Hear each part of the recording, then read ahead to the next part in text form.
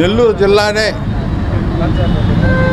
ఒక 5 సంవత్సరాల వరకు ఏకచక్రాధిపతిగా పాలించిన మహానుభావుడు ఆనం వెంకబాబు.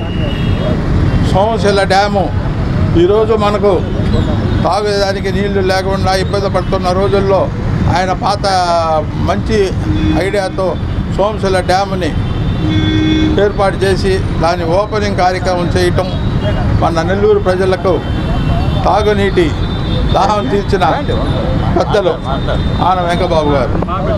ఇదే విధంగా మా మిత్రులు వివేకానంద రెడ్డి గారికి ఒక మంచి సెంటర్లో స్టాచ్యూ ఏర్పాటు చేయాలనేది నా కోరిక.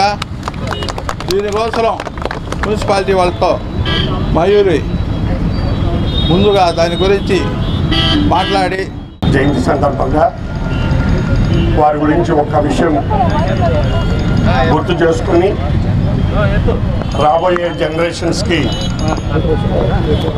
ఒక విషయం ఈ సందర్భంగా మనవి చేయదలుచుకున్నాను. వెంకబాబు గారు ఆ కుటుంబానికి ఇచ్చినటువంటి సంస్కృతి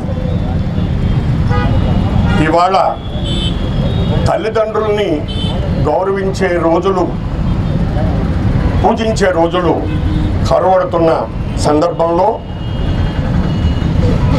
శ్రీ ఆనం వెంకబాబు గారు ఆ కుటుంబానికి ఇచ్చినటువంటి సంస్కృతి ఏంటయ్యా అంటే ఇవాళ 3వ జనరేషను వారికి నివాళులు అర్పించేదానికి ముందుకు వస్తున్నారు అంటే ఆ సంస్కృతి ఎంత దూరం ఈ సొసైటీ మీద, వారి కుటుంబం మీద అది పనిచేస్తుంది.